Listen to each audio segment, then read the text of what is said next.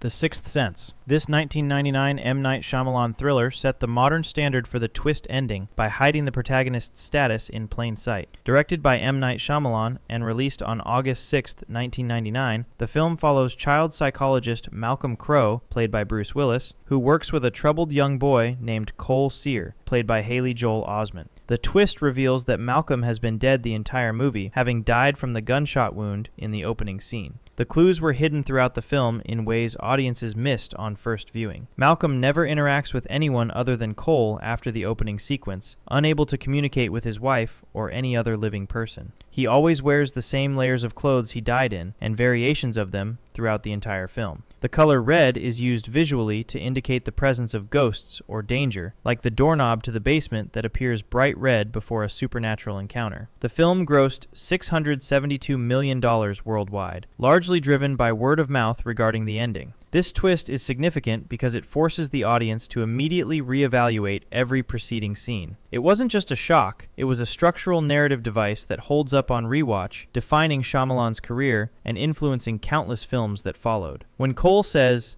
"I see dead people," it was a literal confession, not just a spooky line, revealing that Malcolm himself was one of the ghosts Cole could perceive. Friday the 13th. Before Jason Voorhees became the hockey-masked icon of the franchise, the original 1980 film featured a killer closer to home. Released May 9th, 1980, and directed by Sean S. Cunningham, the film deliberately subverted audience expectations established by recent slasher hits. The twist reveals that the killer is not Jason, but his mother, Pamela Voorhees, played by Betsy Palmer, seeking revenge for a tragedy that occurred decades earlier. Her motivation stems from her son Jason drowning at Camp Crystal Lake in 1957 due to negligent counselors who were too busy engaging in their own activities to supervise the children properly. Jason only appears in a dream sequence or hallucination at the very end of the film, the infamous canoe jump scare that became one of horror's most memorable moments despite Jason's minimal screen time. Betsy Palmer famously only took the role to pay for a new car, reportedly calling the script junk, and never anticipating the franchise's massive cultural impact. It subverted the expectation of a hulking male killer, established by Halloween 2 years prior with Michael Myers, by revealing a middle-aged woman as the slasher, adding unexpected depth to the villain role. The twist is often forgotten by casual viewers because the sequels focused entirely on Jason as the primary antagonist, making people retroactively assume he was always the killer. Jason is barely in this movie, appearing only as a drowned child and a shock scare hallucination, making the mother's reveal all the more surprising for audiences expecting a traditional masked maniac. Saw. The 2004 low-budget hit that launched a billion-dollar franchise saved its biggest shock for the final seconds. Released October 29, 2004, and directed by James Wan, the film was made on a remarkably small budget of only $1.2 million, forcing creative solutions that ultimately strengthened the storytelling. The twist reveals that the dead body lying motionless on the floor in the center of the bathroom for the entire movie is actually the killer, John Kramer, also known as Jigsaw, played by Tobin Bell, very much alive and monitoring the game from inside the room. In the film's climactic moments, Kramer stands up from his death pose, peels off the grotesque prosthetic makeup that made him appear to be a decomposing corpse, and locks Adam in the room while uttering the iconic line, "Game over." Zepp, played by Michael Emerson, was a red herring designed to misdirect the audience, as he was just another victim playing his own game to obtain an antidote and save his own life. The clue was visible throughout the entire film but hidden in plain sight. The corpse is holding a revolver in one hand and a tape recorder in the other, both objects crucial for the final reveal, and for Jigsaw's orchestration of the bathroom trap. The physicality of the twist, the killer literally lying in the room the whole time, breathing shallowly and listening to everything, recontextualized the entire locked room mystery, and made audiences question what they thought they understood. It turned what could have been a generic thriller into an iconic moment that spawned 9 sequels. The suddenness of the reveal, watching the character rise from the floor after 90 minutes of assumed death, is the key visual that seared itself into horror history. Sleepaway Camp. This 1983 slasher is largely remembered for having perhaps the most shocking final freeze frame in horror history. Released in 1983 and directed by Robert Hiltzik, the film builds slowly through typical summer camp slasher tropes before delivering a finale that left audiences genuinely stunned. The twist reveals that the shy girl protagonist, Angela Baker, played by Felissa Rose, is the killer behind the murders plaguing the camp. The secondary twist, delivered simultaneously, reveals that Angela is biologically male, actually Peter, the brother who survived the opening boating accident, raised as a girl by their psychologically unstable aunt after she lost her own daughter. The final shot shows a naked Angela standing over a victim on the beach, with a guttural, animalistic growl overlaying the face, creating an image of primal horror. The face in the final shot is actually a mask created from a plaster mold of Felissa Rose's face, worn by a male actor to create the intentionally unsettling androgynous look that disturbed audiences. While controversial today regarding its representation of gender and transgender identity, the ending remains effective purely for its grotesque, unexpected visual shock value within the context of 1980s slasher cinema. The freeze frame holds on that image for an uncomfortably long time, refusing to cut away and forcing viewers to process what they're seeing, making it one of the most memorable endings in the entire slasher subgenre. The Mist. Frank Darabont's 2007 adaptation of Stephen King's novella features an ending so bleak, even King wished he had written it himself. Released November 21, 2007, the film follows a group of shoppers trapped inside a supermarket by a mysterious mist filled with Lovecraftian monsters of various sizes and lethality.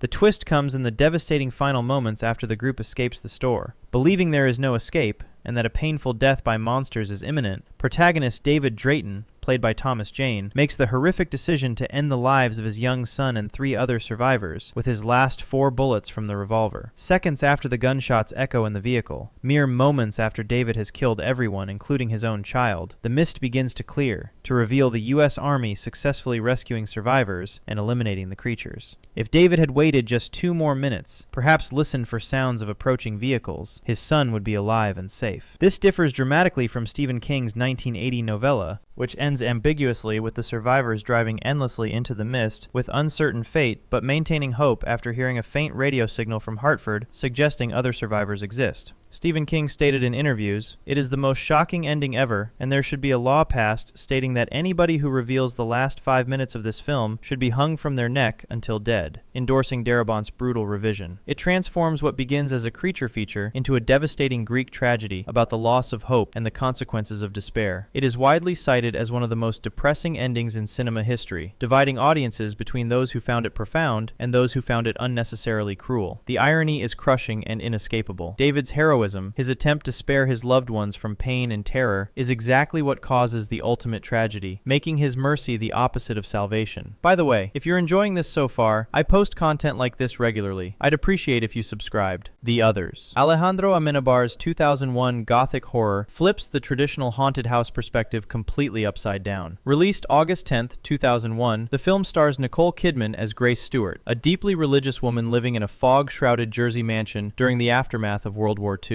The plot follows Grace as she desperately protects her 2 photosensitive children from mysterious intruders who appear to be ghosts haunting their isolated home, forcing her to keep all curtains drawn and doors locked to protect her children from deadly sunlight exposure. The twist reveals that Grace and her children are actually the ghosts, deceased and unaware of their own deaths. The intruders are actually the new living family moving into the house, and the medium they hired to contact the spirits plaguing their new home. The clue is hidden in the curtains themselves. The intruders are repeatedly seen removing curtains throughout the film, and while Grace interprets this as supernatural malevolence because light hurts her children, it's actually what living people naturally do when moving into a dark house, not the behavior of ghosts. The revelation unfolds when Grace discovers she smothered her 2 children with pillows and then ended her own life with a shotgun in a fit of psychosis triggered by her husband's absence and her religious guilt, leaving all 3 in denial of their deaths and unable to move on. It effectively uses the core concept popularized by The Sixth Sense, but applies it to the entire cast rather than hiding one ghost among living characters, playing brilliantly on the audience's sympathy for the victims who are actually the haunting presence. The perspective shift recontextualizes every supernatural moment in the film. The scary seance scene where Grace feels violated by spiritual invasion is actually scary for the ghosts, not the living, as they're being forced to confront their own deaths through the medium's intervention. Scream. Wes Craven's 1996 satire revitalized the slasher genre by dismantling the fundamental one-killer rule. Released December 20th, 1996, and written by Kevin Williamson, Williamson, the film built its mystery on a foundation of genre awareness and self-referential humor while still delivering genuine scares. The twist reveals there are two killers working together: Billy Loomis, played by Skeet Ulrich, and Stu Macher, played by Matthew Lillard, operating in tandem throughout the entire murder spree. This partnership explained how Ghostface could appear in places that would be impossible for a single person, like attacking Sydney at her home while Billy is visibly locked in jail, or appearing to be killed in one location while simultaneously attacking someone elsewhere. Their motivation combines personal revenge and peer pressure, with Billy seeking revenge against Sydney's mother Maureen for having an affair with his father that destroyed his parents' marriage, while Stu appears motivated primarily by thrill-seeking and his friendship with Billy. The reveal scene features the killers gleefully stabbing each other to create wounds that will support their planned victim narrative, satirizing the media's obsession with survivors and the instant celebrity that comes from tragedy. Prior to Scream, slasher films almost always featured a singular boogeyman like Michael Myers, Jason Voorhees, or Freddy Krueger as the unstoppable force. The two killer mechanics solved apparent plot holes in real time, explaining away inconsistencies that audiences had been trained to ignore in traditional slashers, and added a layer of realistic conspiracy to the mystery. This twist allows the movie to cheat honestly regarding the killer's location and capabilities, turning what seemed like narrative conveniences into clever misdirection that rewards attentive viewers on repeat watches. The Orphan. This 2009 psychological horror film took the familiar evil child trope and added a biological anomaly twist that shocked audiences. Released July 24, 2009, the film centers on Esther, played by Isabel Fuhrman, a 9-year-old girl adopted by a grieving couple recovering from a stillbirth. The twist reveals that Esther is not a 9-year-old girl at all. She is actually Lena Klammer, a 33-year-old Estonian woman with a rare medical condition that allows her to pass as a child. Her condition is hypopituitarism, a hormonal disorder affecting the pituitary gland that stunted her physical growth and development, trapping her adult mind in a child-sized body and enabling her to infiltrate families repeatedly. The clues are scattered throughout the film for observant viewers. She demonstrates sophisticated manipulation tactics beyond a child's capability, shows sexual interest in the adoptive father that seems disturbingly inappropriate, speaks with unusual formality and knowledge, and adamantly refuses to see a dentist who would immediately spot her adult teeth beneath her childlike appearance. The film is based loosely on the real case of Barbara Skrylova, a Czech woman who posed as a child, though the film significantly ramped up the violence and horror elements beyond the real events. It fundamentally changes the genre from a supernatural evil child story in the tradition of The Omen or The Bad Seed into a home invasion thriller perpetrated by an adult con artist with a history of murdering families. The specific medical condition, hypopituitarism, serves as the mechanism for the twist, grounding the horror in biological reality rather than demonic possession or unexplained malevolence. Get Out. Jordan Peele's 2017 directorial debut seemed to be about a sinister cult using hypnosis, but the reality was far more surgically horrific. Released February 24, 2017, the film won the Academy Award for Best Original Screenplay for its sharp social commentary wrapped in genre thrills. The twist reveals that the Armitage family and their associates aren't simply hypnotizing black people for servitude or brainwashing them into compliance. They are physically transplanting the brains of elderly or dying white people into young, healthy black bodies through a neurosurgical procedure they've perfected over years. The coagula procedure, named after the alchemical concept of transformation, leaves a sliver of the original host's consciousness trapped in what the film calls the sunken place, a dark void where they remain aware but completely powerless to control their own body or communicate their horror. The clues are visible throughout for attentive viewers. The scene where the housekeeper Georgina fixes her hair in the mirror while crying is actually the grandmother's consciousness vainly checking her new appearance while the trapped host personality fights desperately to break through. The groundskeeper Walter compulsively runs through the property at night because the grandfather's consciousness is reliving his loss to Jesse Owens during the Olympic qualifying trials, trying to symbolically